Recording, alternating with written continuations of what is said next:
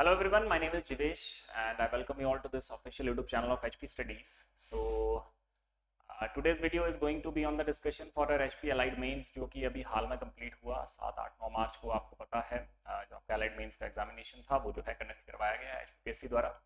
तो I hope आप लोगों का जिन जिन का भी Allied Mains का पेपर था उनका अच्छे से हुआ होगा। जो तीनों पेपर हैं वो अच्छे से हुए होंगे। GS, हिंदी और इंग्लिश तीन चीज़ें जो है आपको पता है इसमें पूछी जाती हैं। So our today's discussion is going to be on the GS paper particularly कि GS का जो पेपर था इस बार थोड़ा सा हमें देखने को मिला कि जो पैटर्न है उसमें भी चेंज है काफ़ी। कोई ऐसा कोई सडन चेंज तो नहीं था, इट वाज एक्सपेक्टेड। अगर आप बात करें पिछले साल जिस तरह से HS का भी पेपर आया था या लास्ट जो नायब तहसीलदार का पेपर था जिसके मेंस के पेपर में भी आपको देखने को मिला था कि जो पैटर्न ऑफ क्वेश्चंस है या मोर देन दैट जो आपकी वेटेज है कि किस क्वेश्चन कौन सा क्वेश्चन कितने मार्क्स में आएगा, तो वो जो है इस बार भी हमें अलाइड के मेंस में भी चेंज देखने को मिला। जो कि पिछली बार HS में भी, क्योंकि अब जो 28 क्वेश्चन थे वो भी 20 कर दिए गए हैं। NT के पेपर में जहाँ 6 नंबर का क्वेश्चन नहीं आता था वहाँ भी 6 नंबर का क्वेश्चन इंट्रोड्यूस किया गया। तो सिमिलरली कुछ चीज़ें इस पेपर में भी देखने को मिली। तो एक बार पेपर को देखेंगे, थोड़ा सा एनालाइज करेंगे कि क्या जो है चेंज था पेपर में और क्या क्या क्वेश्चंस थे एंड क्वेश्चंस जो है किस बेसिकली पैटर्न पे पूछे गए थे and what could be the possible solution. तो मैं चलो आपको PDF प्रोवाइड करवा दूंगा जहाँ पे आपको डिटेल्ड सोल्यूशन इसका मैं दे दूंगा। लेकिन एक बार थोड़ा सा उसको डिस्कस कर लेंगे कि क्या चेंज था पिछले पेपर के मुकाबले। इस बार के जो क्वेश्चंस थे किस तरह से जो है वो पूछे गए थे और क्या जो है रिक्वायरमेंट थी एग्जामिनर की आपसे कि क्या जो है आपके आंसर किस चीज़ के अराउंड जो है होने चाहिए थे। ऑलराइट, तो चलिए शुरू करते हैं हम हमारा discussion. So first of all पहले तो मैं आपको बता दूं थोड़ा सा कि ये आपका क्वेश्चन पेपर है। देखिए HPS Allied Mains 20 not HPS, it is HP Allied Mains 2024। तो इसमें अगर देखें तो मैंने थोड़ा सा इसको सेक्शंस में डिवाइड कर दिया हुआ है कि 5-6 ही सेक्शंस थे जो पूछे गए थे आपको उसमें से। तो जिसमें देखिए हिस्ट्री है, HP GK है, उसके अलावा इंडियन ज्योग्राफी है। अगर हम बात करें क्वेश्चंस की तो हिस्ट्री से आपको सिर्फ और सिर्फ मॉडर्न हिस्ट्री से क्वेश्चन पूछे गए थे। गांधी वाला जो क्वेश्चन है उसको भी हमने उसी में इंक्लूड कर लिया। तो 3 क्वेश्चन आपको इससे हिस्ट्री वाले सेक्शन से पूछे गए थे। फिर HP GK जो कि सबसे बड़ा सेक्शन था, तो 6 क्वेश्चंस आपको HP GK के पूछे गए थे। और उसके अलावा इंडियन ज्योग्राफी की बात करें तो ज्योग्राफी की वेटेज काफी अच्छी थी। 4 क्वेश्चन आपको ज्योग्राफी के पूछे गए थे और सारे जो है 8 मार्कर थे। उस पर हम बाद में आएंगे। Not 4, it is 5 I think, है ना। हाँ चलिए, 5 क्वेश्चन थे ज्योग्राफी के। And then there is your Indian economy. तो इंडियन इकोनॉमी में भी सस्टेनेबल डेवलपमेंट को भी मैंने यहीं पे, however it is not exactly part of the economy, but जो GS3 वाला जो हमारा HS का पेपर होता है तो उसी के सिलेबस में आपको ये देखने को मिलता है। तो 5 ईयर प्लान पे क्वेश्चन था विच इज द कोर इकोनॉमी जो आपका साइड है। और उसके अलावा एक क्वेश्चन और था, 2 क्वेश्चन इकोनॉमी से। सोसाइटी इस बार इज लिटिल मिट आस्क्ड मोर, वेटेज वाइज भी देखा जाए और या अदरवाइज भी देखा जाए कि जो जिस तरह के क्वेश्चंस थे उन पे हम बात करेंगे। तो 3 क्वेश्चंस ये थे। पॉलिटी के देखें तो 2 क्वेश्चंस जो है यहाँ पे पॉलिटी के पूछे गए थे और एक क्वेश्चन आपका IR का विच इज एक्सपेक्टेड, जो कि हर बार आपको एलाइड के पेपर में एक आध कोई क्वेश्चन ऐसा कि जो ग्लोबल सिनेरियो है उसमें क्या क्या चीजें हो रही हैं, क्या क्या इवेंट्स हो रहे हैं उसके ऊपर था। Alright, and which is quite expected. चलिए तो एक बार हम देखते हैं इसको कि व्हाट आर द थिंग्स। तो एक एक सेक्शन वाइज हम इसको डिस्कस करें। तो सबसे पहले देखिए हिस्ट्री, मैंने आपको बताया हिस्ट्री के आपको देखने को मिले 3 क्वेश्चंस। ऑलराइट, तो पहले क्वेश्चन की जब हम बात करते हैं तो it was basically Mahatma Gandhi पे बेस्ड क्वेश्चन था। महात्मा गांधी के इकोनॉमिक व्यूज आपको पूछे गए थे एंड देन आपको वो जो है क्रिटिकली डिस्कस करना था उस चीज को। ठीक है, मतलब कि इस क्वेश्चन में आप देखिए this was question number first. तो पहले तो मैं एक चीज आपको बता दूं कि क्वेश्चन का पैटर्न कैसा था। ऑलराइट, तो देखिए इसमें देयर आर टोटल 22 क्वेश्चंस, ठीक है ना। और 22 क्वेश्चंस में से अगर हम बात करें 8 मार्कर क्वेश्चंस और 12 मार्कर क्वेश्चंस। ऑलराइट, तो ये 2 क्वेश्चंस आपको देखने को मिले। ठीक है जी। तो अब अगर हम बात करें महात्मा गांधी वाला जो क्वेश्चन आपका पूछा गया था, दिस वाज योर पहला ही क्वेश्चन था ये आपका। तो it was N 8 marker question. इससे पहले क्या होता था, जिस तरह से 30 क्वेश्चन आपको होते थे एलाइड मेंस में लिखने को आते थे, तो उसमें 4 मार्क्स का भी आता था, आपका 8 मार्कर क्वेश्चन होते थे। जो HP GK वाला पोर्शन होता था वो पूरा पहले 10 क्वेश्चन आई थिंक वो होते थे, तो वो पूरे के पूरे 4 मार्कर आते थे। और HP GK को छोड़ के बाकी जितना सिलेबस है आपका वो सारा आपको 8 मार्कर क्वेश्चन में 2 सेक्शन होते थे उसके। मतलब कि 3 सेक्शन होते थे टोटल। HP GK वाला 4 मार्कर वाला और 8 नंबर वाले भी 2 अलग अलग सेक्शन होते थे। तो 20 क्वेश्चन आपको 8 नंबर के आते थे। तो इस बार एक जो सबसे बड़ा चेंज है वो ये है कि जो आपको मार्किंग है, जो आपका 8 और 12 मार्क्स के क्वेश्चन है सिर्फ वही पूछे गए हैं, ठीक है। अब ये पैटर्न जो है it is quite similar to the HPS जो इस बार भी मेंस हुआ, तो पिछले साल ही नोटिफिकेशन से बता दिया गया था कमीशन द्वारा। अब एचपीएस में भी देखिए 28 क्वेश्चन पहले पूछे जाते थे आपके, 15 क्वेश्चन 4 मार्क्स के होते थे, उसके बाद आपको 8 मार्क्स के क्वेश्चन देखने को मिलते थे 10, और लास्ट के 3 क्वेश्चन जो होते थे वो 20 मार्कर होते थे। तो उसको भी कमीशन ने चेंज कर दिया था और सिर्फ क्या रखा था, 8 मार्कर और 12 मार्कर क्वेश्चंस रखे थे, जिनकी टोटल जो नंबर ऑफ क्वेश्चंस थे वो 20 बनते थे, ठीक है जी। तो ये एक जो है इसमें चेंज था इस बार। तो सिमिलर पैटर्न पे जिस तरह से एचएस में आपको 8 मार्कर लिखना है और 12 मार्कर लिखना है, ना कोई 20 नंबर का क्वेश्चन है ना कोई 4 नंबर का क्वेश्चन है। तो 4 मार्कर क्वेश्चन एलाइड से भी हटा दिया, देखिए यहाँ पे, है ना, और 8 मार्कर तो है ही, और एक जो 12 नंबर का क्वेश्चन जो पहले नहीं आता था एलाइड सर्विसेज की अगर हम बात करें, तो इस बार 12 और 8 में ही आपको सिर्फ क्वेश्चन पूछे गए थे। तो this was the first change that was scene. Now दूसरी चीज जो है जिसको हम यहाँ पे देखें कि अगर हम बात करें सेक्शंस पे, तो देखिए जैसे पहला क्वेश्चन आपका था महात्मा गांधी के इकोनॉमिक व्यूज आपको पूछे गए थे, ठीक है, कि इकोनॉमी में महात्मा गांधी क्या कहते थे। अब आप पढ़ते हैं एचपीएस का, अगर आप जीएस1 का सिलेबस देखेंगे तो उसमें क्लियरली मेंशन्ड है कि जो महात्मा गांधी है, महात्मा गांधी के views on the state, on the economy, ठीक है ना, सर्वोदय क्या है, ये सारी चीजें, सोसाइटी पे महात्मा गांधी के क्या व्यूज थे, किस तरह से जो है जो पॉलिटी है वो किस तरह से होनी चाहिए, स्टेट कैसी होनी चाहिए। तो one of the topics that was mentioned there is your economy, कि इकोनॉमी के बारे में महात्मा गांधी क्या करते थे, क्या कहते थे, है ना। तो किस तरह की इकोनॉमी होनी चाहिए, जैसे उन्होंने इंडस्ट्रियलाइजेशन को जो है, जो मशीन बेस्ड इंडस्ट्रीज हैं उनको अपोज किया था, ठीक है, जो आपका जो रूरल इकोनॉमी है उस पर बहुत ज्यादा फोकस करा था, ठीक है, हैंडीक्राफ्ट को प्रमोट करा था, इन सारी चीजों के बारे में कहा था, और वेलफेयर फॉर ऑल की बात करी थी। तो ये जो कैपिटलिस्ट जो अप्रोच है उसको उन्होंने जो है डिनाई करा था। तो इस तरह के ये व्यूज थे जिसमें आपको पहले सिंपली वो डिस्कस करने थे। इस क्वेश्चन की अगर हम बात करें तो पर्टिकुलरली इतना कोई मुश्किल क्वेश्चन नहीं था, अगर आप अच्छे से तैयारी करके गए होते तो ये क्वेश्चन जो है आराम से किया जा सकता था। आपको 4 या 5 पॉइंट, ज्यादा से ज्यादा 5.4 भी लिखते तो there was not an issue. वो जो है आपको डिस्कस करने थे कि क्या क्या व्यूज थे, और उसके बाद एक जो बड़ी इंपॉर्टेंट चीज थी, फिर आपको क्रिटिक बताना था उनका। क्रिटिकली डिस्कस करने का मतलब होता है कि आपने पहले बताना है कि what are the things that are being asked here, जैसे इकोनॉमिक व्यूज पूछे गए हैं, फिर उनको क्रिटिकली डिस्कस करना है। जैसे अगर हम प्रेजेंट कॉन्टेक्स्ट में महात्मा गांधी के इकोनॉमी पे व्यूज की बात करते हैं, तो जैसे उन्होंने जो इंडस्ट्रीज हैं, जो रूरल इंडस्ट्रीज हैं उनको प्रमोट किया था, that is on a good side, but साथ ही साथ उन्होंने मशीन बेस्ड इंडस्ट्रीज को अपोज करा था, ठीक है, हैंडीक्राफ्ट और हैंडलूम इनको प्रमोट करना, दैट इज वेरी गुड। लेकिन प्रेजेंट सिनेरियो में क्या है, अब जो मशीन बेस्ड इंडस्ट्रीज हैं उनकी प्रोडक्शन देख लें और हैंडीक्राफ्ट या हैंडलूम जो इंडस्ट्रीज हैं उनकी प्रोडक्शन देख लें, तो वो मैच नहीं कर पाती। तो जिस तरह का इकोनॉमिक मॉडल अभी भारत में है, एक मिक्स्ड इकोनॉमी जो है, पब्लिक प्राइवेट सेक्टर दोनों एग्जिस्ट करते हैं, तो उसमें compete करना without the machine based industries, that is very much difficult. ये मैं एक एग्जांपल समझा रहा हूँ आपको। इसी तरह से आपको और भी चीजों पे आप बात कर सकते थे जो जो महात्मा गांधी ने इकोनॉमी पे कहा था। तो इसका सोल्यूशन पूरा लगा हुआ है नीचे, आप उसको आराम से, मैं आपको टेलीग्राम ग्रुप में डलवा दूंगा, वहां से जो है आप इसको डाउनलोड कर सकते हैं। तो it was N 8 marker question and it was very easy, it was not a very difficult one, ठीक है जी। दूसरा अगर हम देखें तो हिस्ट्री का एक और क्वेश्चन था which is about the home rule league, which is quite an obvious question, ठीक है। जब हम फ्रीडम स्ट्रगल पढ़ते हैं तो देयर आर सर्टेन टॉपिक्स जिनको हम जो है ऐसे टॉपिक्स जिनको जो है हम एक्सपेक्ट कर सकते हैं कि ये आ सकते हैं, जिनमें से होम रूल लीग भी एक है। लेकिन यहाँ पे पर्टिकुलरली एक बात थी कि activities of home rule league of Annie Besant. अब आपको पता है 2 होम रूल लीग्स जो है स्टैब्लिश करी गई थी, आपकी एनी बेसेंट वाली सितंबर 1916 में बनी थी, और दूसरी इससे पहले जो पहली थी वो बाल गंगाधर तिलक ने, I think it was in April 1916, तो वो बनाई थी। तो आपको एक्टिविटीज बतानी थी कि होम रूल लीग जो थी एनी बेसेंट की, but are the various activities. Factual questions 4 points नीचे लगाए हुए हैं, आंसर में आप उसको देख सकते हैं, वो एक्टिविटीज आपको डिस्कस करनी थी।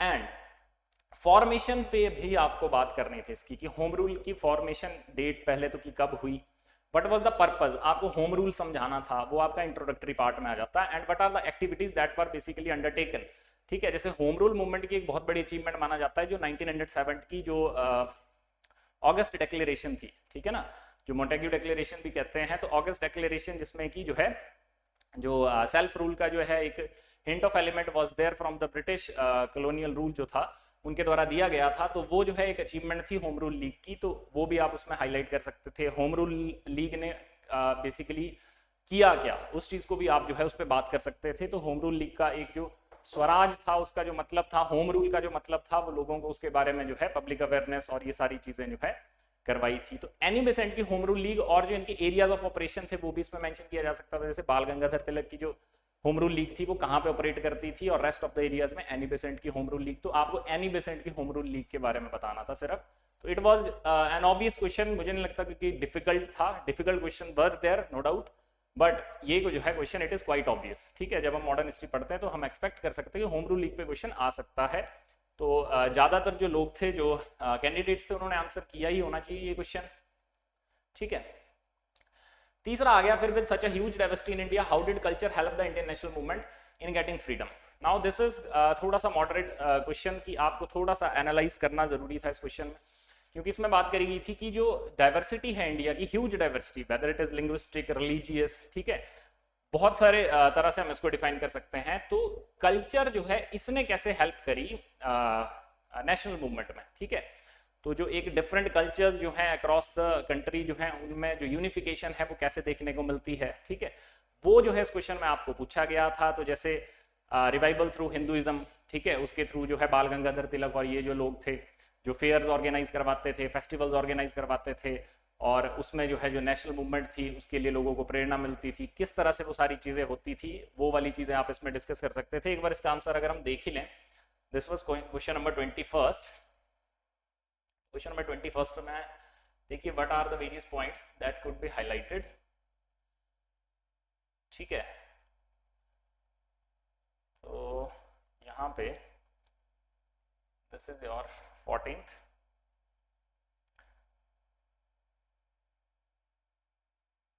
ये देखिए, ठीक है,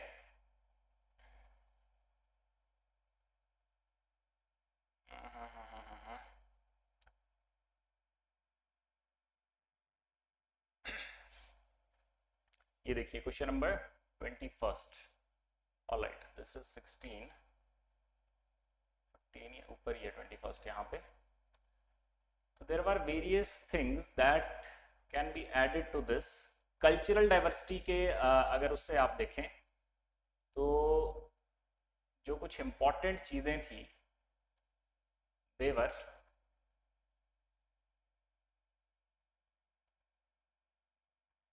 ये देखिए, दिस इज द क्वेश्चन, ये वाला आपका जो है देखिए। तो जैसे एक चीज है कि unification through festival and religious symbols, जो मैंने आपको बताया।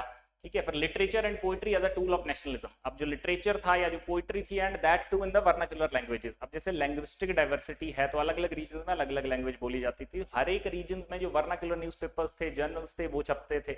ठीक है, तो वो भी एक तरह से क्या करता था, लोगों को जो है जो नेशनलिज्म की भावना है उनमें जो नेशनलिज्म की भावना है वो जगाता था। फोक म्यूजिक, सॉन्ग्स और थिएटर, बहुत सारे ऐसे सॉन्ग्स विच पर जो एक तरह से राष्ट्रीयता की भावना को जो है लोगों में जागृत करते थे, वो उस टाइम पे लिखे गए। आप एग्जांपल लिख सकते थे कुछ सॉन्ग्स के, है ना। Then there is swadeshi culture, swadeshi culture की प्रमोशन पे आप बात कर सकते थे। Then there is role of language in national integration. ठीक है, तो लैंग्वेज ने एक बहुत बड़ा रोल प्ले किया। तो ये वो एलिमेंट्स हैं विच आर कल्चरल एलिमेंट्स। ठीक है ना, जैसे लैंग्वेज, तो लिंग्विस्टिक डाइवर्सिटी है, डाइवर्सिटी पे बोला है कि कल्चरल जो डाइवर्सिटी है उसमें language is a very important thing. ठीक है, फिर आपका जो स्वदेशी है that is very important thing. आपका जो लिटरेचर एंड पोइट्री है that is very important thing. तो इसमें आप एग्जांपल भी कोट कर सकते थे, कुछ इंपॉर्टेंट जो एक तरह से जो न्यूज़पेपर्स थे, बुक्स थी, जर्नल्स थे, उन सारी चीजों ने कैसे प्रमोट करा आपका इंडियन नेशनल मूवमेंट को। ठीक है ना, तो कैसे हेल्प करा, तो ये सारी चीजें जो है इसमें लिखी जा सकती थी और इसी पे इसको कंक्लूड किया जा सकता था। तो थोड़ा सा आपको पॉइंट्स अगर आपको ध्यान में रहते कि ये पॉइंट्स जो है बनाए जा सकते हैं, तो आप इसको इजीली लिख सकते थे। कुछ इंपॉर्टेंट जो हमारे पोइट्स थे जिन्होंने कुछ इंपॉर्टेंट, जैसे वंदे मातरम की हम बात करते हैं, जनगण मन की बात करते हैं, तो वो सारी चीजें, और आईएनसी ने भी जब इन चीजों को क्या करा, अडॉप्ट करा अपने सेशंस में, जो है वंदे मातरम गाया गया और वो सारी चीजें। तो अब वो जो है उसमें क्या है, that is across the cultures जो है लोगों ने उसको क्या करा, अपनाया। ठीक है, तो वो सारी चीजें इंडियन नेशनल मूवमेंट में जो है बहुत ज्यादा हेल्प करी इसके बाद जाके। ऑलराइट, तो ये था तीसरा क्वेश्चन। तो ये 3 क्वेश्चंस थे आपके जो हिस्ट्री वाले पार्ट से थे। This was question number 21। अच्छा, ये क्वेश्चंस मैंने जो क्वेश्चन नंबर इसमें पूछा था, 22 क्वेश्चन थे, तो उसी हिसाब से लगाए हैं। ठीक है, देन हम आ जाते हैं एचपीजीके पे। तो एचपीजीके सबसे बड़ा सेक्शन था नंबर ऑफ क्वेश्चंस के हिसाब से देखा जाए तो देयर वर 6 क्वेश्चंस एंड एक दो क्वेश्चंस को छोड़ दें तो बाकी सारे डायरेक्ट क्वेश्चंस थे, तो इस पे मैं ज्यादा डिटेल में नहीं जाऊंगा। जैसे देखो आपको archaeological sources and ancient Hindu religious literature of Himachal Pradesh history, Himachal की कोई भी बुक ले लो आप, हिस्ट्री का चैप्टर खोलो, उसमें जो पहली चीज आपको देखने को मिलती है that is sources about the history of Himachal Pradesh. दो ही तरह के सोर्सेज हैं, एक जो यहाँ पूछे गए आर्कियोलॉजिकल सोर्सेज, हमें वेरियस कॉइन्स मिले, हमें वेरियस कॉपर प्लेट्स मिली, हमें जो है जो आपका ये है जो मॉन्यूमेंट्स हैं यहाँ पे हिस्टोरिकल मॉन्यूमेंट्स, ठीक है, तो वो आर्कियोलॉजिकल सोर्सेज हैं, उन पे आप लिख सकते थे एंशिएंट हिंदू रिलीजियस लिटरेचर। तो सिर्फ एंशिएंट हिंदू रिलीजियस लिटरेचर, जैसे हमारे जो एंशिएंट टेक्स्ट है संस्कृत लिटरेचर मेनली जिसमें है, महाभारत हो गया आपका, रामायण हो गया, पुराणास हो गए, तो किस किस में किस किस किंगडम का मेंशन है, इस पूरे रीजन का मेंशन है, ठीक है, त्रिगर्ता की आप बात कर सकते थे, महाभारत में मेंशन है, बिल्कुल it is the easiest question of your whole paper जो कि सभी लोगों ने अटेम्प्ट किया होगा आई होप। तो it was the one of the most basic questions जो आपको इसमें पूछा गया था। उसके अलावा ब्यास ड्रेनेज सिस्टम का अकाउंट पूछा गया था, तो it was again a very easy question. Beas river कहाँ से निकलती है, किधर जाती है, क्या उसका कोर्स ऑफ रिवर है, कितने डिस्ट्रिक्ट्स में फ्लो करती है, कहाँ कहाँ पे कौन कौन सी ट्रिब्यूटरीज उसकी मिलती हैं, कितना उसका कैचमेंट एरिया है, ठीक है, तो वो सारी चीजें इसमें डिस्कस हो सकती थी। ब्यास रिवर की आप बात कर सकते थे, इसकी ट्रिब्यूटरीज पे तो there were numerous tributaries, Dhauladhar में अलग हैं, कुल्लू में अलग हैं, मंडी में अलग हैं, है ना, हमीरपुर में 2-3 ट्रिब्यूटरीज देखने को मिलती हैं। तो it was a very easy question, जो प्रीलिम्स का डाटा है वही जो है इसमें यूज होना था, जो आपने पढ़ा ही है ऑब्वियसली, आप लोग मेंस दे रहे थे तो ये भी एक आसान क्वेश्चन था, तो इस पे भी कोई खास डिस्कशन बनती नहीं है। Then there is this was one dynamic question जो आपको इसमें ध्यान रखना है। देखिए there is this question number 11 था ये, है ना, कि how can the state of Himachal Pradesh improve its education system to meet the demand of modern industries and promote employment. बहुत बढ़िया, ठीक है, तो एजुकेशन सिस्टम पे हिमाचल की बात करी गई थी और पर्टिकुलरली दो चीजों को एड्रेस करना था आपने, कि जो मॉडर्न इंडस्ट्रीज और जो एम्प्लॉयमेंट है हिमाचल प्रदेश में उसको जो है प्रमोट करने के लिए जो एजुकेशन सिस्टम है हमारा उसमें क्या क्या जो है चेंजेस पर आई थिंक आस्क्ड, है ना, हाँ, इंप्रूव कैसे किया जा सकता है वो कहा गया था। तो एजुकेशन हमारे हिमाचल प्रदेश में जो एजुकेशन का लेवल है, it is one of the most literate states in India, but when it comes to employment, जिसमें जो हम जो स्किल बेस्ड एम्प्लॉयमेंट की पर्टिकुलरली अगर बात करें, या जो मॉडर्न इंडस्ट्रीज है which is again a skill based thing, तो उसके लिए क्या क्या मेजर्स जो है वो लिए जा सकते थे। It was a very contemporary question, आपको पता है हिमाचल में भी क्या है, जो एम्प्लॉयमेंट है वो बड़ा मुद्दा पिछले 2-3-4 सालों से बना हुआ है ना, तो हो सकता है वहां से ये क्वेश्चन जो है definitely it is being asked from there. तो जो आपका प्राइवेट सेक्टर है, जैसे आपकी इंडस्ट्रीज की बात करते हैं, ठीक है, या आपकी स्किल बेस्ड जो एम्प्लॉयमेंट है उसकी बात करते हैं, तो टेक्निकल एजुकेशन में हम किस तरह से इंप्रूव कर सकते हैं, ठीक है, उसमें आप एग्जिस्टिंग हमारे पास क्या क्या जो रिसोर्सेज हैं, इंफ्रास्ट्रक्चर है वो अवेलेबल है, हमारे पास यूनिवर्सिटीज हैं, उनमें क्या क्या डेवलपमेंट हो सकती है, या फिर जो स्किल बेस्ड कोर्सेज हैं, ठीक है, स्पेसिफिकली जैसे जो ITIs हैं, पॉलिटेक्निक कॉलेजेस हैं हिमाचल के, वहां पे आप बात कर सकते थे कि स्किल बेस्ड कोर्सेज को और ज्यादा जो है बढ़ाया जा सकता है।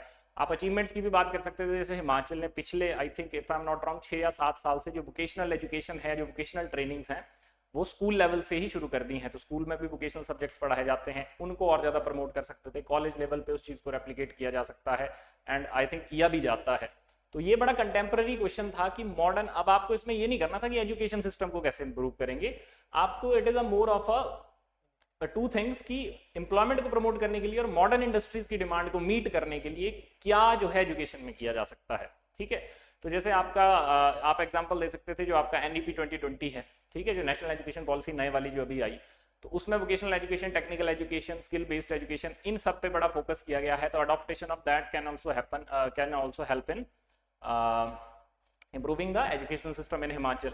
फिर एजुकेशन सिस्टम की जब बात कर रहे हैं तो ये कोर्सेज एंड ऑल ये सारी चीज तो ठीक है, इंफ्रास्ट्रक्चर भी एक पॉइंट हो सकता था कि हमारे पास जो मॉडर्न इक्विपमेंट्स हैं, जो मॉडर्न इंफ्रास्ट्रक्चर है उसकी अवेलेबिलिटी बहुत ज्यादा जरूरी है, तो उस चीज को भी हम जो है क्या कर सकते हैं, एक तरह से it is a suggestive measure for the improvement of education in Himachal. तो इस लाइन पे ये क्वेश्चन था, बाकी इसका आंसर लगा हुआ है तो आप इसको आराम से डिटेल में पढ़ सकते हैं। तो it was a contemporary question, थोड़ा सा डायनामिक। इस तरह के क्वेश्चन अगर आपको देखो, एक तो बड़े साल बाद हो रहा है लाइट, अभी कितने साल हो गए, 19 में हुआ था, 20 में आई थिंक इसका मेंस हुआ था, एंड 20 में प्रीलिम्स हुआ था, 21 में मेंस हुआ था, ऑलमोस्ट 4 साल बाद, है ना। तो 4 साल में इतना अगर शिफ्ट आपको देखने को मिला है कि थोड़ा सा जो dynamic nature of the exam है वो थोड़ा सा चेंज हो चुका है। पहले जो static nature of the exam है वो चेंज हो चुका है, जो डायनामिक क्वेश्चन है वो ज्यादा इंट्रोड्यूस हो गए हैं। पहले क्या था कि जो आपका सिलेबस होता था डायरेक्ट क्वेश्चन आपको आते थे, ठीक है, जो सिलेबस में लिखा है सिलेबस ही डायरेक्ट आ जाता था कि सिलेबस में जैसे कोई टॉपिक लिखा है तो उसी पे क्वेश्चन आ जाएगा, है ना, कोई उसको छेड़ा नहीं जाता था, उसमें कोई कंटेम्प्रेरी चीज़ है या जो मॉडर्न जो करंट डेवलपमेंट है वो नहीं पूछी जाती थी, वो नहीं डाली जाती थी। अब इस क्वेश्चन में वो नहीं है इस तरह से, है ना। इस तरह के और भी क्वेश्चन हैं जिन पे मैं बात करूंगा। नेक्स्ट देखिए, throw light on the various temple architecture style. Basic question, no need to discussion. Temple architecture style 5-6 temple architecture है यहाँ पे। पैगोडा की बात कर लें, जो इंडिजीनियस टेम्पल आर्किटेक्चर है, काठपुरी स्टाइल, वहां से आप शुरू कर सकते थे। Pagoda style, dome style, pyramid style temple architecture, ठीक है। और बहुत सारे फ्लैट रूफ है, एक दो जो और बचते हैं, शिखर स्टाइल है, नागरा स्टाइल है, सतलुज वैली स्टाइल है, वो सारे लिख सकते थे। उसमें डायग्राम्स इंट्रोड्यूस कर सकते थे अच्छे से, है ना, तो that would have been better. और साथ ही उसके एग्जांपल्स। तो it was a basic question, तो ये बड़ा सिंपल सी बात थी। क्वेश्चन नंबर 18 पूछा गया था हिमाचल से अगेन, कि economic, political and cultural importance of rivers in Himachal. तो अगेन थोड़ा सा इसको हो सकता है किसी को डिफिकल्टी हुई हो लिखने में, ठीक है, जबकि इतना कोई मेजर इशू नहीं था। जैसे पॉलिटिकल डेवलपमेंट की बात करते हैं जैसे, ठीक है, तो नॉट पॉलिटिकल, इकोनॉमिक डेवलपमेंट, जो कि सबसे आसान था मेंशन करना। तो जो हमारा रिवर्स हैं तो इकोनॉमी के लिए बड़ी ज़रूरी हैं, बिकॉज जो हाइड्रो पावर जनरेशन है वो वहाँ से होती है। जो रिवर्स हैं वो आपकी एम्प्लॉयमेंट प्रोवाइड करवाती हैं, चाहे फिशरी सेक्टर है, चाहे आपका जो वाटर स्पोर्ट्स एडवेंचर जो एक्टिविटीज़ हैं वो जो है लोग वहाँ पे करवाते हैं। एग्जाम्पल दे सकते थे, जो आपका ये होता है रिवर राफ्टिंग एंड ऑल, ये सारी चीज़ें होती हैं। तो कहाँ कहाँ पे होती हैं, ब्यास में आपको देखने को मिलती है, जैसे कुल्लू वाली साइड जाओगे तो वहाँ पे, तो वो सारे एग्जाम्पल जो है यहाँ पे डाले जा सकते थे। तो इकोनॉमिक जो इंपॉर्टेंस है इसको आप एक एक करके हाईलाइट कर सकते थे, कि इकोनॉमिक इंपॉर्टेंस, कल्चरल इंपॉर्टेंस और तीसरा पॉलिटिकल इंपॉर्टेंस, ठीक है। फिर कल्चरल इंपॉर्टेंस इज देयर, ठीक है। कल्चरल इंपॉर्टेंस की ये जो है इंटीग्रेटेड पार्ट है हमारे कल्चर्स का। हिमाचल में जो रिवर फ्लो करती हैं, they are the rivers which are flowing here from the Vedic period, ठीक है। तो रिवर्स को क्या माना जाता है हिमाचल में ही या भारत में ही, जैसे मैं बात करूं पूरे, तो सैक्रेड माना जाता है, लोग पूजा करते हैं। जैसे आप एग्जांपल दे सकते थे चिनाब का, तांदी में जो है बेसिकली जहाँ पे चिनाब बनती है, तो चिनाब रिवर में लोग जैसे जो डेथ कस्टम है जनरली कि आफ्टर द डेथ जो है जो अस्थियां बहाने हरिद्वार जाते हैं लोग, तो that same practice is followed in Chenab which is in Himachal Pradesh, in Lahaul, ठीक है। तो ये इस तरह का कल्चर से जुड़ी चीज है, ठीक है। तो ये हमारी कल्चरल इंपॉर्टेंस दिखाती है। ये एक एग्जांपल हो सकता था। इसके अलावा और 2-3 चीजें इसमें मेंशन करी जा सकती थी वेरी इजीली, ठीक है। जैसे और ऐसे प्लेसेस बताए जा सकते थे, जैसे ब्यास रिवर में भी ये चीज परफॉर्म की जाती है, मिनी हरिद्वार के नाम से मंडी में एक जगह है, दैट इज कांडापतन, ठीक है। तो उसका एग्जांपल लिख सकते थे कि वो जो है सेम प्रैक्टिस वहां पे फॉलो करी जाती है, ठीक है। तो कल्चरल इंपॉर्टेंस इस चीज की ये थी। फिर आ गया पॉलिटिकल इंपॉर्टेंस। तो रिवर ऑफन क्या करती है, पॉलिटिकल इंपॉर्टेंस में हम लिख सकते थे कि जैसे सतलज रिवर है फॉर एग्जांपल, तो सतलज रिवर हिस्टोरिकली भी जो हमारा शिमला हिल स्टेट्स था, कांगड़ा हिल स्टेट्स था, तो उसकी लगभग बाउंड्री माना जाता था सतलज रिवर को। उसके नॉर्थ में कांगड़ा हिल स्टेट्स और साउथ में जो है शिमला हिल स्टेट्स। वही चीज बाद में जो है रेप्लिकेट हो गई, जो आपका जो पॉलिटिकल जो एक टर्मिनोलॉजी है जिसको upper Himachal versus lower Himachal debate जब हम एचएस में भी पढ़ते हैं, तो वो जो है एक तरह से क्या है उसका जो कैटेगराइजेशन है, तो दैट इज सतलज रिवर, कि सतलज के नॉर्थ में जो है वो कांगड़ा स्टेट्स हैं, सतलज के साउथ में जो है वो शिमला स्टेट्स हैं, है ना। और पॉलिटिकली भी दूसरी अगर देखा जाए तो टेरिटोरियल बाउंड्रीज भी रिप्रेजेंट करती हैं रिवर्स हमारी, ठीक है। जैसे बहुत सारी रिवर्स जो है बाउंड्री बनाती हैं अदर स्टेट्स के साथ, तो पॉलिटिकल कई बार उस पर हमें डिस्प्यूट भी देखने को मिलता है, ठीक है ना। जैसे रिवर वाटर डिस्प्यूट के ऊपर बात करें तो ये जो है एक तरह से पॉलिटिकल इंपॉर्टेंस हो सकती थी रिवर्स की हिमाचल में। बट आपने जो भी लिखना था उसमें कोई ना कोई रिवर का आपको एविडेंस देना पड़ना था कि यहाँ पे ये चीज है, ठीक है। तो ये पॉइंट्स जो है इसमें आप लिखे जा सकते थे, एक एक करके आप इनको हाईलाइट कर सकते थे। तो that was an easy question. 12 marker ये था, एक चीज है 12 मार्कर था, तो आपको इंट्रोडक्शन, कंक्लूजन, बॉडी पार्ट सारी जो है इसमें डिस्कस करना था। तो ये क्वेश्चन आप इस तरह से एड्रेस कर सकते थे, ठीक है। Now there is one more question which is question number 20। ये भी 12 मार्कर क्वेश्चन था, और इसमें क्या पूछा गया था कि examine the role of small and medium enterprises SMEs in Himachal Pradesh. Himachal Pradesh की सोशियो इकोनॉमिक, हिमाचल प्रदेश की इकोनॉमिक डेवलपमेंट के लिए जो आपकी स्मॉल एंड मीडियम एंटरप्राइजेस हैं, स्मॉल मीडियम इंडस्ट्रीज हैं, वो कैसे जो है क्या रोल प्ले करती हैं। अब इसमें 2 पार्ट में क्वेश्चन देखो, एक पार्ट यहाँ तक है पहली चीज, ठीक है। दूसरा है कि what challenges do SMEs face and what policies can support their growth. 3 चीजें हैं। ये थर्ड पार्ट है इसका, ये सेकंड पार्ट है। तो हमेशा क्वेश्चन को जब भी हम मेंस में आंसर राइटिंग जब करते हैं, ठीक है, तो आपको क्वेश्चन को ब्रेक करना होता है। जैसे क्वेश्चन में 3 चीजें अलग से पूछी गई हैं। पहला पूछा गया रोल एसएमईज का, तो आपको रोल बताना है। दूसरा आपको पूछा गया चैलेंजेस, एसएमईज की चैलेंजेस क्या है यहाँ पे हिमाचल में। और तीसरा है कि आपको इनकी ग्रोथ को सपोर्ट करने के लिए what policies should be made, ठीक है। तो 3 पार्ट में ये क्वेश्चन था। तो आप एसएमईज की पहले तो डेफिनेशन बताना बड़ा इंपॉर्टेंट है, एसएमईज का डिस्ट्रीब्यूशन कैसा है, हिमाचल में सबसे ज्यादा एसएमईज आपको सोलन डिस्ट्रिक्ट में, कांगड़ा डिस्ट्रिक्ट में बहुत सारे देखने को मिलते हैं, ठीक है। उसके बाद बात करिए एक एक पार्ट पे कि जैसे इकोनॉमिक डेवलपमेंट के लिए एसएमईज क्यों इंपॉर्टेंट है। तो आप इकोनॉमिक सर्वे का डाटा उठा सकते थे, जो लार्ज इंडस्ट्रीज है हिमाचल प्रदेश में वो बहुत कम है, ठीक है। स्मॉल एंड मीडियम एंटरप्राइजेस हैं, if I am not wrong then 90% इससे ज्यादा जो है आपकी जो टोटल नंबर ऑफ इंडस्ट्रीज हैं, लास्ट ईयर के इकोनॉमिक सर्वे में मेंशन है पूरा इंडस्ट्रीज वाले चैप्टर में, वो सारी क्या है, स्मॉल एंड मीडियम एंटरप्राइजेस। तो हिमाचल में इंडस्ट्रीज का बेस ही एसएमईज है, ठीक है ना। जो इंडस्ट्रियल यहाँ पे जो ग्रोथ है वो है ही एसएमईज से। जब इतना बड़ा जो है जो आपका इंडस्ट्रियल सेक्टर है उसमें एसएमईज की जो बेसिकली प्रोपोर्शन है वो बहुत ज्यादा है, तो इसलिए सबसे इंपॉर्टेंट रोल एसएमईज का ही है हिमाचल प्रदेश की इकोनॉमिक डेवलपमेंट में। कुछ इंपॉर्टेंट एसएमईज को आप हाईलाइट कर दीजिए, एग्जांपल दे दीजिए जो कुछ इंपॉर्टेंट एसएमईज हैं स्टेट की, ठीक है। दूसरा फिर की चैलेंजेस क्या हैं इनके लिए, ठीक है। तो एसएमईज हिमाचल में चैलेंजेस क्या फेस करते हैं, तो हिमाचल में इंडस्ट्री होना इटसेल्फ इज अ चैलेंज, ठीक है। यहाँ पे लॉजिस्टिक्स की दिक्कत है, यहाँ पे जो है वो इन्वेस्टमेंट की दिक्कत है, एसएमईज में जो है लार्ज स्केल पे इन्वेस्टर्स नहीं मिलते हैं बिकॉज हिमालयन स्टेट है, it is difficult to provide logistic support, it is difficult जो ट्रांसपोर्टेशन एंड ऑल सारी चीजें। तो इस वजह से 2-3 चैलेंजेस, 4 चैलेंजेस आप जितने मेंशन कर सकते थे मैंने मेंशन किए हैं आंसर की में, जो इसके ये आपका सोल्यूशन है उसमें। और तीसरा कि but policies can be policies can support their growth, तो कैसे उनकी ग्रोथ को सपोर्ट किया जा सकता है। तो एसएमईज की जो डेवलपमेंट है, नई एसएमईज की और एग्जिस्टिंग एसएमईज भी दोनों पे बात कर सकते थे। नई एसएमईज के लिए सरकार को पॉलिसी बनानी चाहिए, आपको कंसेशनल जो है वो लोन वेवर्स और वो सारी चीज़ें वो प्रोवाइड की जा सकती हैं। एग्जिस्टिंग एसएमईज पे जो है जैसे प्रोडक्शन लिंक पे जो इनिशिएटिव्स होते हैं वो इंट्रोड्यूस किए जा सकते हैं। तो ये सारी चीज़ें जो हैं आपको इसमें एड्रेस करनी थी। तो इन 2 क्वेश्चंस की मैं बात करूं जिसमें आपको थोड़ा सा क्वेश्चन को थोड़ा सा चैलेंजिंग था, जिनमें आपको ड्राफ्ट करना पड़ना था क्वेश्चन, ये वो 2 क्वेश्चन थे। बाकी इसके अलावा जो 4 क्वेश्चन थे हिमाचल के देवर वेरी डायरेक्ट, ठीक है। आपकी जो प्रीलिम्स की भी कोई बुक आपने अच्छे से पढ़ी है तो उसी में से आपके एड्रेस हो जाने थे पहले 4 क्वेश्चन, तो इनमें थोड़ा सा आपको जो है आंसर क्रिएट करना पड़ना था, ठीक है जी। तो ये बात है आपकी हिमाचल जीके की। हिमाचल जीके के बाद नेक्स्ट अगर हम आ जाते हैं तो इंडियन ज्योग्राफी। तो ज्योग्राफी से देखिए 3, 4 एक और क्वेश्चन है यहाँ पे, 5 क्वेश्चन। तो ज्योग्राफी भी काफी बड़ा सेक्शन था, ऑलराइट। ज्योग्राफी बहुत बड़ा सेक्शन था जिसमें से सबसे पहले तो एक बड़ा स्टैटिक सा क्वेश्चन है ये, जस्ट अ सेकेंड, हाँ ठीक है, ठीक है। अब अगर पहला हम देखें यहाँ पे, तो describes the areas of heavy moderate and average, heavy moderate average and scanty rainfall in India, ठीक है। तो रेनफॉल डिस्ट्रीब्यूशन जो है तो कहाँ पे किस तरह का है, दिस वाज क्वेश्चन नंबर 4, ठीक है। तो this was a direct question, ये देखिए क्वेश्चन नंबर 4 का आंसर। तो हैवी मॉडरेट एवरेज और स्कैंटी रेनफॉल इन इंडिया, ठीक है। तो कहाँ पे होता है हैवी रेनफॉल 200 सेंटीमीटर से ऊपर, तो साउथ वेस्ट मानसून जो है, और जो ऑरोग्राफिक जो रेनफॉल है वो जो है 200 सेंटीमीटर पर ईयर और इससे ज्यादा जहां पे रेनफॉल है वो आते हैं इस कैटेगरीज में, which are areas of heavy rainfall. जैसे वेस्टर्न कोस्ट है आपकी, वेस्टर्न घाट है जो कि रेनफेड रीजन है सबसे ज्यादा, नॉर्थ ईस्टर्न स्टेट्स हैं, ठीक है। उसके अलावा हिमालयन फुट हिल्स है, उत्तराखंड का कुछ पार्ट, नॉर्थ बंगाल या दार्जिलिंग, तो ये आप इसमें लिख सकते थे।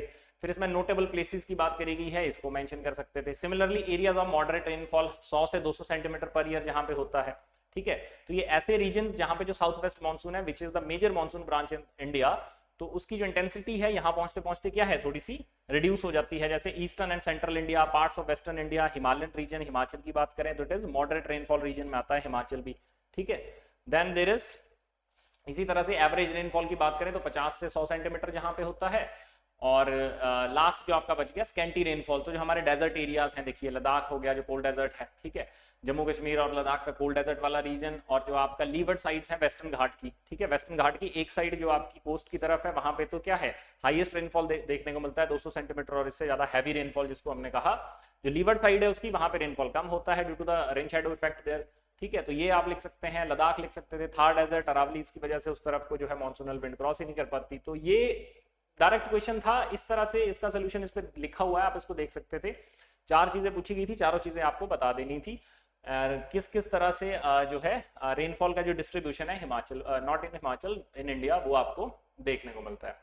ऑलराइट, तो this was one of the questions and then there is one more question which is attempt a classification of Indian soils and describe their characteristics and distribution of literate soil in India। 5वां question ये था, ठीक है। तो 2 part में था ये भी कि क्लासिफिकेशन ऑफ सॉइल्स, जितने टाइप की 7-8 टाइप का जो क्लासिफिकेशन है हमारा सॉइल्स का, वो कहाँ कहाँ है, इसमें मैप बना सकते थे, मैप में दिखा सकते थे कौन कौन सी सॉइल कहाँ मिलती है, सबसे ज्यादा सॉइल जो है मोस्ट पार्ट ऑफ द जो इंडियन सब कॉन्टिनेंट है उसमें कौन सी सॉइल जो है सबसे ज्यादा पाई जाती है। And then the second part is your laterite soil का distribution, particularly laterite soil mention किया हुआ था कि लेटराइट सॉइल आपको कहाँ देखने को मिलेगी इंडिया में, ठीक है। तो ये देखिए इसका भी यहाँ पे ये है एक सिंपल टेबल है, ठीक है, इसमें सारी डिटेल है, ठीक है।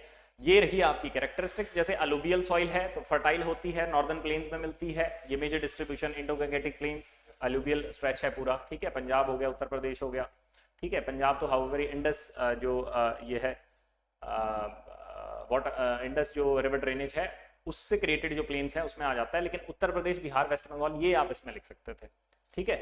बाकी ये फर्टाइल है, rich in potash and lime, ये थी कैरेक्टरिस्टिक्स जो आपको मेंशन करनी थी, सारी यहाँ पे गिवन है। देखिए ब्लैक सॉइल है, ठीक है, तो ये क्ले में रिच होती है, रेड सॉइल है ना, रिच होती है, जहाँ पे डेफिशिएंसी पाई जाती है वो भी कैरेक्टरिस्टिक्स का ही पार्ट होना था, वो भी आप लिख सकते थे कि किस किस चीज में डेफिशिएंट होती है कौन कौन सी सॉइल, है ना। तो ये आपका देखिए ये सारा जो है कैटेगराइजेशन है सॉइल टाइप्स के इंडिया में।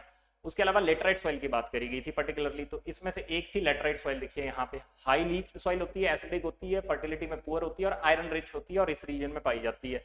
इसी चीज को आप क्या कर सकते थे, फिर से लिख सकते थे कि हाईली लीच्ड सॉइल, ठीक है, हैवी रेनफॉल जो है यहाँ पे होता है, ठीक है, और हाई टेम्परेचर रीजन में मिलती है, आयरन रिच होती है, आयरन रिच होने की वजह से इसका जो कलर है वो कैसा है, रेडिश, ठीक है, एसिडिक इन नेचर होती है, लो इन फर्टिलिटी, ये सारी चीजें इसमें मेंशन की जा सकती थी, ठीक है। अब फिर लास्ट एक चीज दैट इज डिस्ट्रीब्यूशन। तो डिस्ट्रीब्यूशन आपको कहाँ पे देखने को मिलता है, लेटराइट सॉइल, तो वेस्टर्न घाट में पूरा जो रीजन है that is of laterite soil से मिलकर वो बना है, ठीक है। इंपॉर्टेंट प्लांटेशंस देखिए कॉफी, टी और रबर जो है यहाँ पे मिलता है।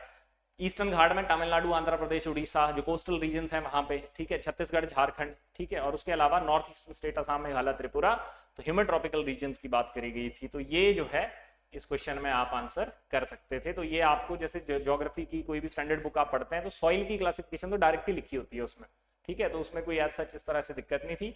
आपको बस तीनों चीजें पूछी गई थी, तीनों बतानी थी, कौन सा सॉइल टाइप, कौन सी कैरेक्टरिस्टिक्स, कहाँ कहाँ पे मिलेंगी, ऑलराइट। तो दैट वाज क्वेश्चन नंबर 5 यहाँ पे ज्योग्राफी का। तो it was more of a direct question, मुझे नहीं लगता कि कोई डिफिकल्टी एज सच इसमें थी। बट हाँ एक चीज है कि ये it is very difficult to remember, इनको याद रखना मुश्किल होता है कि किस क्या क्या कैरेक्टरिस्टिक्स किस किस सॉइल की हैं। तो अगर आपने पढ़ा होता तो फिर तो ये डायरेक्ट ही था क्वेश्चन, ऑलराइट। तो नेक्स्ट चलते हैं, फ्लड्स के कॉज पूछे गए हैं, this is a direct question, ठीक है। What are the causes of floods in India, तो वेरियस फ्लड्स हैं, रिसेंट फ्लड के एग्जांपल के साथ आप जो है इसको समझा सकते थे। फ्लड के कॉजेज क्लाउड बर्स्ट है, रेनफॉल है, हैवी मानसून है ना, तो ये सारी चीजें जो है इसमें मेंशन की जा सकती थी। Describe the flood affected areas in India, तो कौन कौन से फ्लड अफेक्टेड एरियाज हैं, तो हिमालयज में ही इतने सारे जो फ्लड अफेक्टेड एरियाज हैं, हिमाचल में इतने सारे फ्लड्स पिछले 3-1 साल में देखने को मिले हैं। उसके अलावा और जो पार्ट ऑफ जो रिसेंट फ्लड्स है पिछले 10 साल की आप बात कर सकते थे, जैसे अर्बन फ्लड्स के बारे में आप लिख सकते थे, चेन्नई का एग्जाम्पल है ना। तो वो सारी चीजें डायरेक्ट क्वेश्चन था, no need to as such exaggerate this particular question, सीधा सीधा क्वेश्चन था, 4 आपने रीजन लिखने थे और फ्लड अफेक्टेड एरियाज 4 बता देने थे इंडिया में, ठीक है। Explain the consequences and remedial measures of air pollution in India, तो ये भी डायरेक्ट क्वेश्चन, एयर पोल्यूशन क्या होता है सबसे पहले वो बताना था। एयर पोल्यूशन के लिए जो है what are the possible you can say कि what are the basically factors that contributes to the air pollution.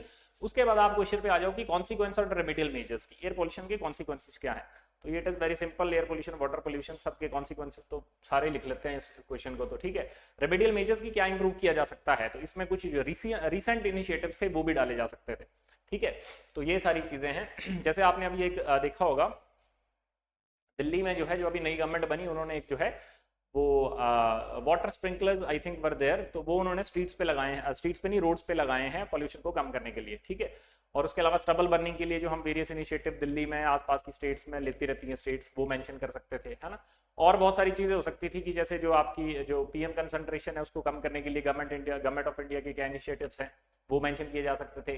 Air pollution को कम करने के लिए देयर वर न्यूमरस थिंग्स, ठीक है, जो कि इसमें मेंशन की जा सकती थी। It was a direct question, no issue in addressing the question number 8, ठीक है। Question number 9, analyse the impact of India's demographic dividend. Now this is again an important question, थोड़ा सा ह्यूमन ज्योग्राफी इसको हम कह दें। तो डेमोग्राफिक डिविडेंड के में जो है इंडिया का इंपैक्ट, इंडिया पे डेमोग्राफिक डिविडेंड का impact and analyse the impact of India's demographic dividend on economic growth. Bharat की इकोनॉमिक ग्रोथ पे डेमोग्राफिक डिविडेंड का क्या इम्पैक्ट था, part number 1। Second part, how can India capitalise its demographic capitalise on this demographic advantage for sustainable economic development. ठीक है, अच्छा question था, direct ही क्वेश्चन था। डेमोग्राफिक डिविडेंड एचएस के सिलेबस में आपको मिल जाता है, मेंशन किया होता है वहां पे। तो पहले तो डेमोग्राफिक डिविडेंड होता क्या है, तो it is basically the working age population जो कि कंट्रीब्यूट करती है किसी भी नेशन की इकोनॉमी की डेवलपमेंट में। ऑलराइट, तो यहां से आप शुरू करते, और इसमें जो है आपको पूछा गया था कि इम्पैक्ट क्या है इसका। तो ये थोड़ा सा अगर आप इसमें डाटा डाल देते, जैसे डेमोग्राफिक डिविडेंड जब पूरे वर्ल्ड की अगर हम बात करते हैं तो India is one of the leading country demographic dividend में। ठीक है, तो और इसकी पीक जो है 2036 के आसपास I think is the peak of demographic dividend, जब सबसे ज्यादा जो पॉपुलेशन है भारत की, एक जो हाईएस्ट परसेंटेज ऑफ पॉपुलेशन है वो आपकी वर्किंग एज ग्रुप जो 15 से 65 के बीच में होता है उसमें आपको देखने को मिलेगी। तो जितने ज्यादा वर्किंग एज पॉपुलेशन होगी किसी भी कंट्री की, तो वहां पे ऑब्वियसली जो इकोनॉमिक डेवलपमेंट है उसको जो है, उस पोटेंशियल को जो है, ह्यूमन रिसोर्स को जो है यूज किया जा सकता है। बट सेकेंड पार्ट में कि how can India capitalise on demographic advantage for economic development and sustainable economic development की बात करी गई है।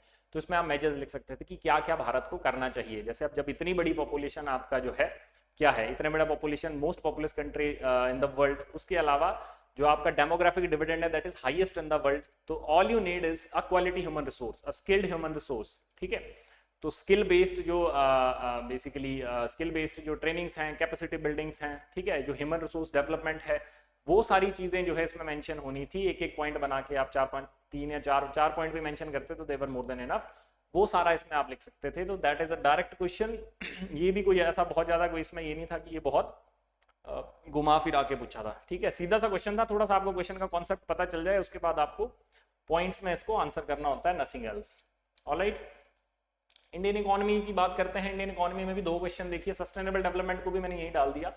ठीक है, तो GS3 का पार्ट है economy and this sustainable development and all.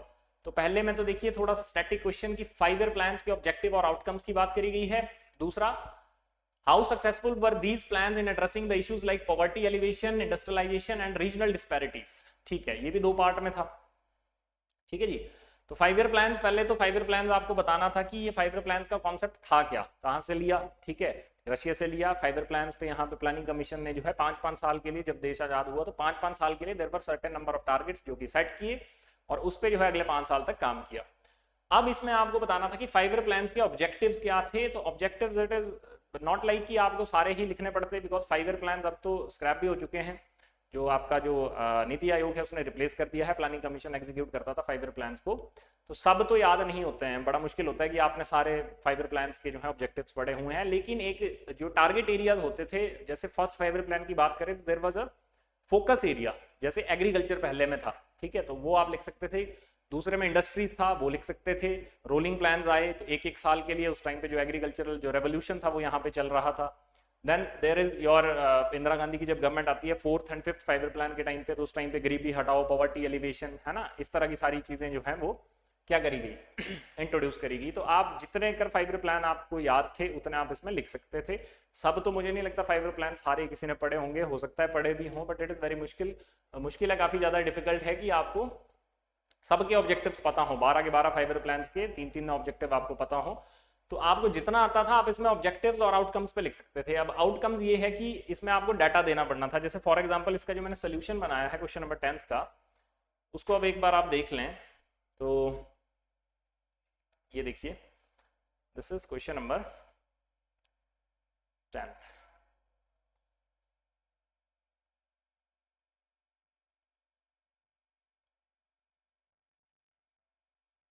ये ठीक है, अब इसमें अगर आप ध्यान देंगे तो first 5 year plan, second, third, fourth, ठीक है, फर्स्ट 5 ईयर प्लान में focus area agriculture and irrigation पे किया, अचीव क्या किया, फूड ग्रेन सेल्फ सफिशिएंसी, जो आउटकम की बात करी गई है। ठीक है, बट इंडस्ट्रियल ग्रोथ में लैग किया। ठीक है, दूसरा आ गया, डेट जरूर मेंशन करनी थी, हैवी इंडस्ट्रीज पे फोकस किया, नेरूबियन मॉडल पे ये बेस्ड थी, और जो है पब्लिक सेक्टर अंडरटेकिंग्स, ये आउटकम थी इसकी। जब इंडस्ट्रीज पे फोकस किया तो जितने हमारे मेजर पीएसयूज हैं आज भी, जैसे एलआईसी फॉर एग्जांपल 1956, और इस तरह से देयर वर न्यूमरस उस टाइम पे जो बने, तो उनके एग्जांपल अगर आपको डेट से याद रहते या नाम भी याद रहता तो आप लिख सकते थे, ठीक है। इन्फ्लेशन और फिस्कल डेफिसिट जो है इसमें, ये भी आउटकम है, however it is a negative outcome, but inflation और फिस्कल डेफिसिट को कंट्रोल करने में जो है सेकंड 5 ईयर प्लान में हम फेल हुए थे। उसी तरह से third 5 year plan, fourth 5 year plan, green revolution की बात करेंगे फोर्थ 5 ईयर प्लान में, ठीक है।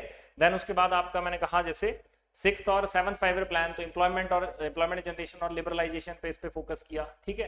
देन आपका पॉवर्टी रिडक्शन की बात करें तो जो पॉवर्टी रिडक्शन जो है 8 से 12th प्लान के बीच में 55% 1950 में थी, 22% 2011-12 का जो डाटा है, तो यहाँ से यहाँ पहुंचने में जो है हमें 8 से 12th 5 ईयर प्लान के बीच के जो आउटकम्स थी वो ये थी कि हमने पॉवर्टी को इतना डिक्लाइन करा, है ना।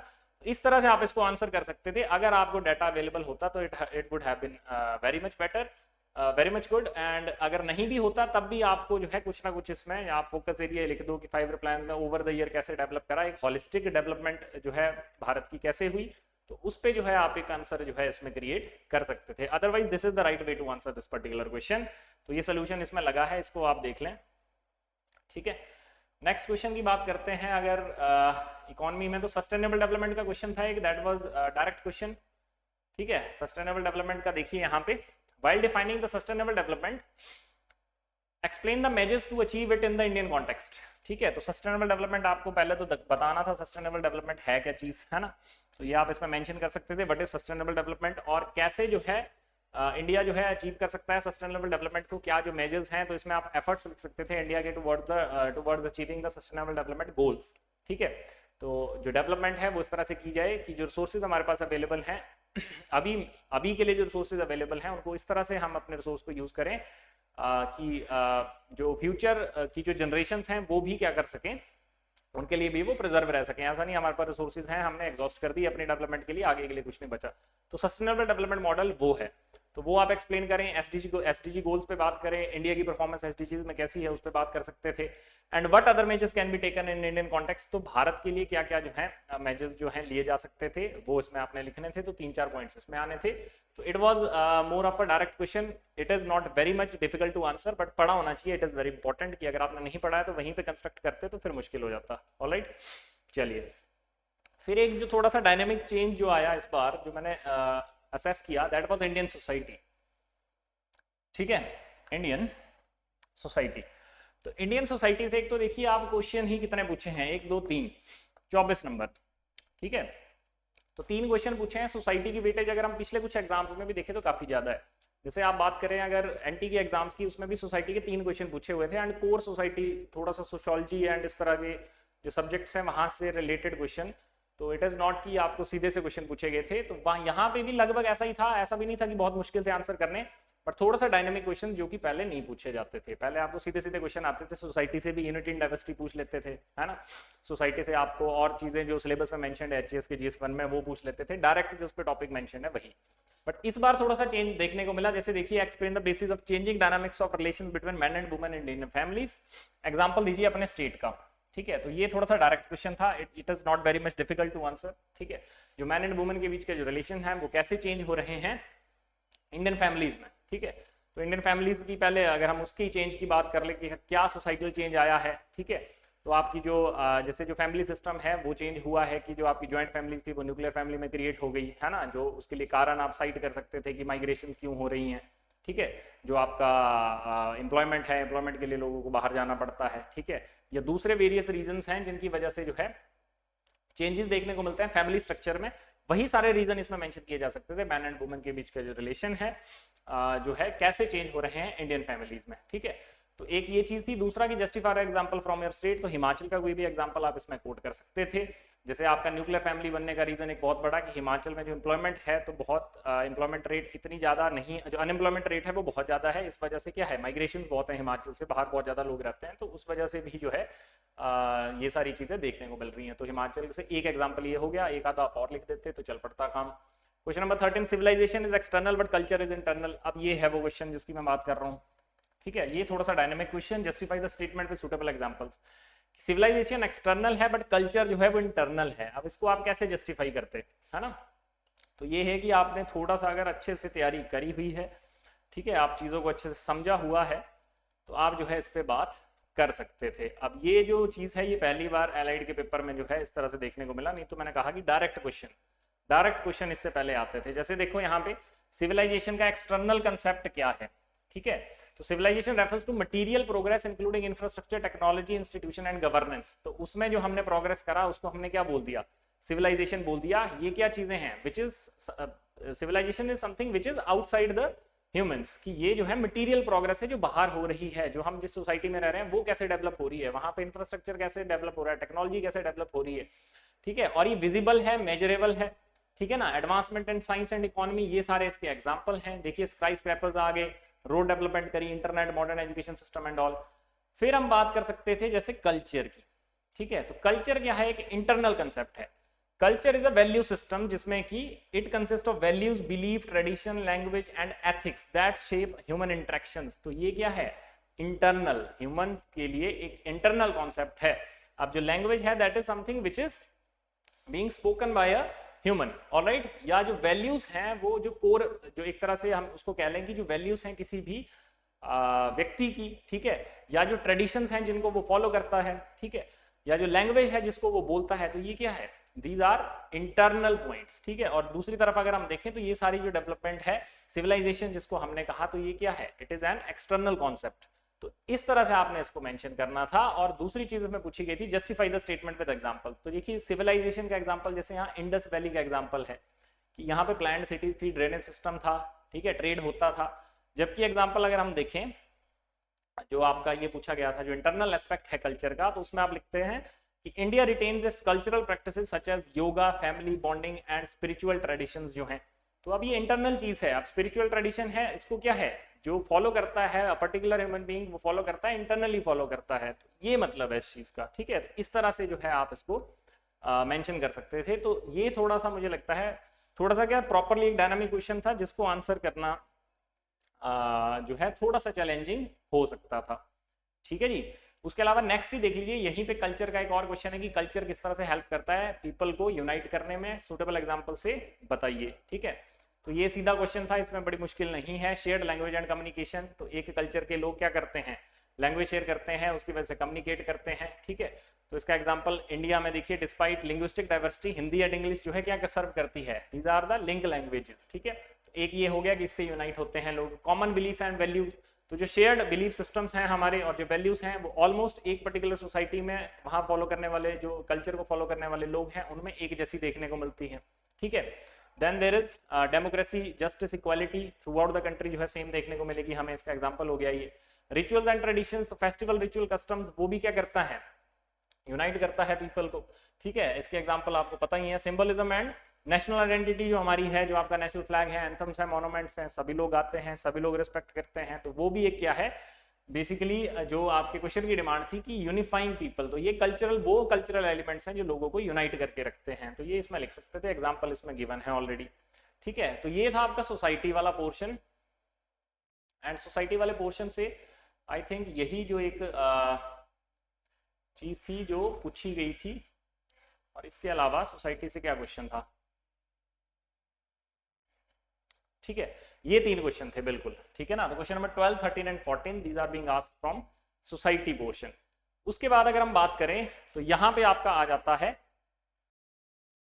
Indian polity. तो इंडियन पॉलिटी में क्वेश्चन नंबर 15 2 क्वेश्चंस पूछे गए थे। देखिए, examine the possibilities of emergence of a two-party system in India in the light of emergence of NDA and India groups at the national level.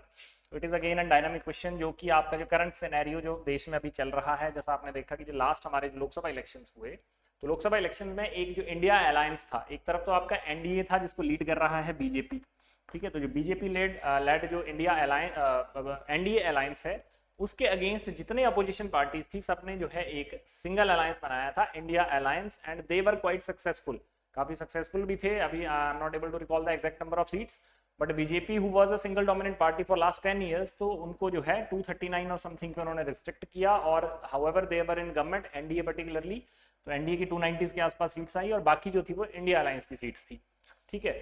तो इससे जो है आपको क्या लगता है कि क्या ये पॉसिबिलिटी है कि एक 2 पार्टी सिस्टम, जिस तरह से हम देखते हैं बहुत सारे जो वेस्टर्न नेशंस हैं, फॉर एग्जांपल लाइक अगर हम यूएस का एग्जांपल है जहाँ पे डोनाल्ड ट्रंप अभी प्रेसिडेंट बने हैं, तो वहाँ पे भी जो आपका जो कंजर्वेटिव पार्टी और जो डेमोक्रेट्स, दो जो पार्टीज हैं, तो टू पार्टी सिस्टम है वहाँ पे भी। देयर आर अदर एग्जांपल्स जहाँ पे टू पार्टी सिस्टम है भारत में, लेकिन मल्टी पार्टी सिस्टम है।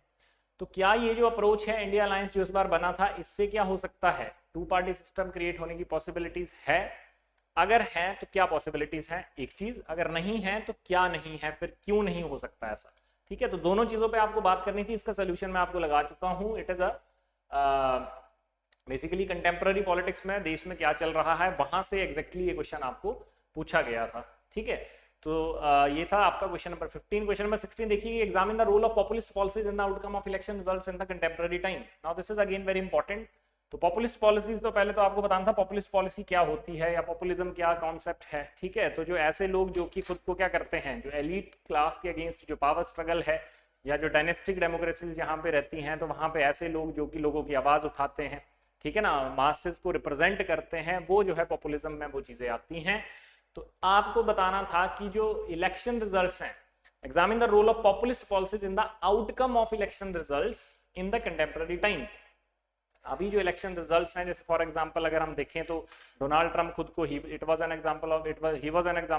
N example of this populism. ठीक है, तो जो इलेक्शन रिजल्ट्स हैं हाल में जहां जहां पे गवर्नमेंट्स फॉर्म हुई है, क्या वो जो है आउटकम है आपका कंटेम्प्रेरी टाइम्स में किसका, पॉपुलिस्ट पॉलिसीज का, कि लोगों ने जो है ऐसे लोगों को चुना है जो कि एक तरह से क्या करेंगे, उनकी आवाज को उठाएंगे, उनकी आवाज को रिप्रेजेंट करेंगे, मासेस को रिप्रेजेंट करेंगे अगेंस्ट ऑल द ऑड्स। तो ये चीज इसमें पूछी गई थी। It was also not a very direct question. Polity से अगर हम देखते हैं तो आप जनरली क्या पढ़ के जाते हैं, फंडामेंटल राइट पढ़े होंगे, डीपीएसपीस पढ़े होंगे, ठीक है ना, जो आपके पहले 4 चैप्टर हैं वो तो सारे पढ़ते हैं। उसके अलावा आपने सेंटर स्टेट रिलेशंस पढ़ा होगा, सोचते हैं लोग कि यहाँ से क्वेश्चन आ सकता है। Static question there were various constitutional bodies हैं और दूसरी बहुत सारी जो non constitutional and other statutory bodies हैं, उन पे क्वेश्चन आ जाते हैं, कैग पे क्वेश्चन आ जाता है, ठीक है ना, functioning of the government, parliament पे क्वेश्चन आ जाता है, parliamentary committees. These were the common topics जो कि आप पॉलिटी के लिए पढ़ के जाते हैं। इस बार वो कुछ भी नहीं आया, उससे हटके आपको 2 क्वेश्चन पूछे गए हैं, both were contemporary in nature. ठीक है, तो exactly they were not asked from the any book of your Indian polity, they were basically Indian polity. मैंने इसको मेंशन करा है यहाँ पे, ये थोड़ा सा जो है करंट बेस्ड क्वेश्चन है पर्टिकुलरली, और ये वाला भी आपका। ठीक है, तो it was from the polity section, however we can include it in polity, but ये जो है both the questions are of quite dynamic nature, दोनों के आंसर्स जो हैं आपको पीडीएफ में मिल जाएंगे। ठीक है, तो ये एक चेंज है, पॉलिटी के क्वेश्चंस जो हैं आपको डायरेक्ट इस बार नहीं आए थे। And at the end there is one more question from IR, जो इंटरनेशनल रिलेशंस हैं, तो वहां पे भी देखिए जो लास्ट क्वेश्चन था, तो ये भी कंटेम्प्रेरी क्वेश्चन देखिए, रशिया यूक्रेन कॉन्फ्लिक्ट जिसको 3 साल से ऊपर अब हो चुके हैं, तो आपको पूछा गया था कि analyse the impact of Russia Ukraine war on the emergence of current chaotic जो वर्ल्ड ऑर्डर। ठीक है, तो पूरे वर्ल्ड में जो केओस मचा हुआ है, एक तरह से जो रशिया यूक्रेन है, अभी आपने हाल में देखा जिस तरह से जो प्रेसिडेंट जो जेलेंस्की थे of Ukraine, he went to the US, and जहाँ पे यूएस प्रेसिडेंट और उनके बीच में जो बहस होती है, तो उसकी वजह से भी रिलेशंस पे इम्पैक्ट कहीं ना कहीं आपको देखने को मिलेगा between US and Ukraine. US जो कि बिफोर दिस पर्टिकुलर गवर्नमेंट जो कि यूएस में भी आई है, being led by Donald Trump, उससे पहले जो है सबसे बड़ा जो है आर्म्स सपोर्टर था, या एक तरह से बेसिकली इस वॉर में यूक्रेन को खींचने वाला जो एक पार्टी थी, तो वो यूएस थी along with the rest of the west. लेकिन अब जो है वो अपना हाथ पीछे हटा रहे हैं। ठीक है, तो जो कंट्रीज बचती हैं, Europe is however again supporting Ukraine. तो ये सारे करंट पॉइंट्स को डिस्कस करके आपको एनालाइज करना था कि इसका इम्पैक्ट जो है वर्ल्ड ऑर्डर पे क्या हो सकता है। वर्ल्ड ऑर्डर में अब इंडिया की भी आप बात कर सकते थे, ठीक है, कि किस तरह से जो है रिलेशंस को काउंटर बैलेंस करना between Russia is a good ally of India and the Ukraine as well. ठीक है, जहाँ पे जो ह्यूमैनिटेरियन नीड और वो सारी चीजें, उस पॉइंट पे आप इसको ले जा सकते थे क्वेश्चन को। एंड एक ही क्वेश्चन था आईआर का, और ये रिपीट क्वेश्चन था, ये पहले भी एचएस में आई थिंक ये आ चुका है, रशिया यूक्रेन का प्रीलिम्स में भी आया, मेंस में भी आया। ठीक है, तो it was N direct question, और डायरेक्ट नहीं कहूंगा मैं, एक्सपेक्टेड क्वेश्चन कहूंगा। हम एक्सपेक्ट कर सकते थे कि ये इस तरह का क्वेश्चन आपको आएगा। जैसे अभी आपको अगर आईआर में बात करी जाए तो इंडिया बांग्लादेश की जो रिलेशंस हैं उस पर क्वेश्चन आ सकता था, बिकॉज वहाँ पे जो शेख हसीना वाला जो इवेंट हुआ एंड ऑल दैट, तो that was very obvious, that was expected, तो वो भी आप लोग पढ़ के जाते हैं। बाकी उसके अलावा रशिया यूक्रेन तो चल ही रहा है इतने सालों से, है ना। बाकी इजराइल पैलेस्टीन आप पढ़ के गए होंगे, इजराइल पैलेस्टीन भी अभी 1-1.5 साल में, ठीक है ना, काफी ज्यादा न्यूज में था, लेबनान इजराइल पैलेस्टीन, पूरा जो मिडिल ईस्ट कन्फ्लिक्ट है बेसिकली। ठीक है, तो ये सारी चीजें थी जो पूछी गई थी। So it was a very expected question. इसका आंसर भी लगा दिया है कि क्या क्या इसमें पॉइंट्स हो सकते थे। मैं पॉइंट्स को एक एक करके डिस्कस नहीं करूंगा, it would have been better कि अगर आप इनको खुद पढ़ लें, नहीं तो काफी लंबा हो जाएगा discussion. So the major aim of this particular video is की अंडरस्टैंड कि क्या क्या जो है चेंजेस हमें देखने को मिले। तो डायरेक्ट क्वेश्चन तो आपको ऐसा नहीं है कि खत्म हो चुके हैं एलाइड के पेपर में, इतना भी ऐसा कोई ड्रास्टिक चेंज नहीं आया है। अगर किसी को ऐसा लगता है, ऐसे लोग जो कि पढ़ रहे हैं अभी भी, जैसे बहुत सारे स्टूडेंट्स आप में से जो कि एस्पिरेंट्स जो कि तैयारी कर रहे हैं एलाइड सर्विसेज की, तो it is not a factor of fear कि आपको बहुत ज़्यादा इस पेपर को देख के कोई यू विल फील लिटिल लो। तो ऐसा कुछ नहीं था। 2-3 क्वेश्चंस को छोड़ के rest of the questions paper was doable. इतनी तो अब टाइम की भी डिमांड है कि आपको रिटर्न जो आपका एग्जामिनेशन जहां भी है, तो आपको जो राइटिंग प्रैक्टिस है वो करके जानी ही पड़ेगी। एक बार आप राइटिंग प्रैक्टिस पे अच्छे से फोकस कर लेते हैं, तो उसके बाद अपने आप जो है आपकी जो आंसर राइटिंग जो कैपेबिलिटी है वो इंप्रूव हो जाती है। आपके पास थोड़ा सा डाटा अवेलेबल होना चाहिए। उसी डाटा को प्रेजेंट कैसे करना है आपने, ज्यादातर क्वेश्चंस में वही आपकी डिमांड रहती है। बाकी डायरेक्ट क्वेश्चंस तो आपको स्टिल अभी भी सिलेबस के डायरेक्ट क्वेश्चंस 22 क्वेश्चन है, 16-17 क्वेश्चंस डायरेक्ट ही हैं। 4-5 क्वेश्चन इनको हम मान सकते हैं कि यहाँ पे जो है आपके थोड़े से वो मॉडरेट टू डिफिकल्ट साइड, या इस तरह से ही अगर हम इसको कैटेगराइज करें, डिफिकल्ट बोल लें चले कोई बात नहीं, तो इस तरह के ये थे। तो that was your allied mains paper, और इसकी पीडीएफ आपको टेलीग्राम चैनल में हमारे मिल जाएगी, दैट इज HP Study 01। तो ये थी आज की video. Thank you so much.